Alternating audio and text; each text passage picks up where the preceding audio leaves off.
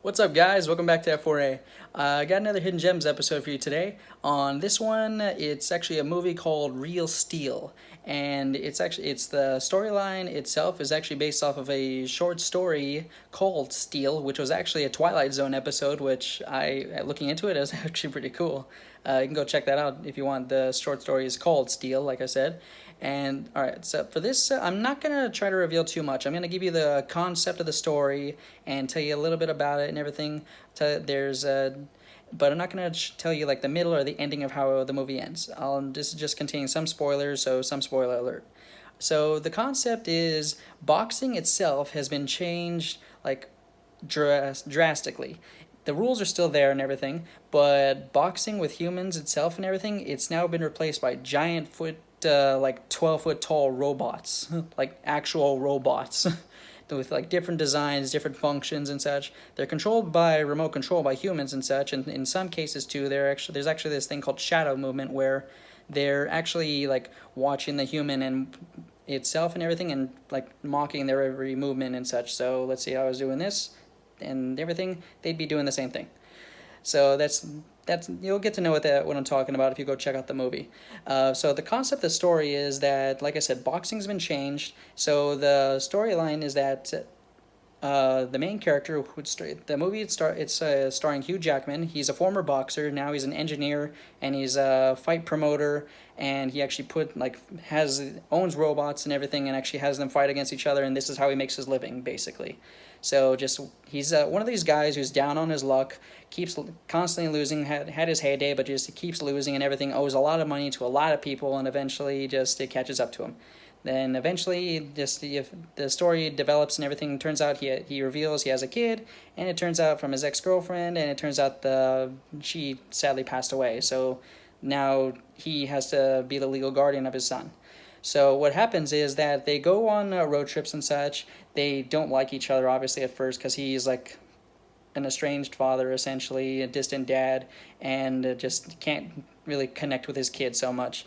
And the thing is, too, the kid's really smart. He's like very, very smart. He understands the technology, the actual history of Real Steel and the robot boxing and all that, too, and is actually interested in his dad's work, but they just can't seem to get along in a way. So just after another bad fight and such, they go to a scrapyard, and they actually end up finding by pure luck, the kid ends up finding like another like actual functioning robot and everything, and they get him to work. But the thing is too, the things that make this bot special is that it's a training robot. It's built to specifically to dish out some punishment and such, but more take the punishment, like actually like take the hits. If you want like a example, watch the Simpsons episode where Homer becomes a boxer. It's essentially like that, but in this case, this bot can actually fight, and it's small for its size too, and it can put up a fight, which is real cool. I won't. That's all really reveal for the storyline and everything, but that's basically the concept of it. The movie itself is about 2 hours long.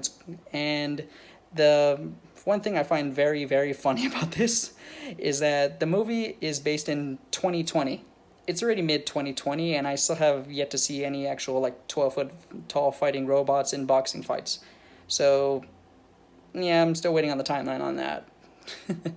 So I really do enjoy this movie because I actually am like a small boxing fan and everything. I do know like some of the moves and some of the rules and such, and it's very entertaining watching these massive robots fight in these boxing matches too.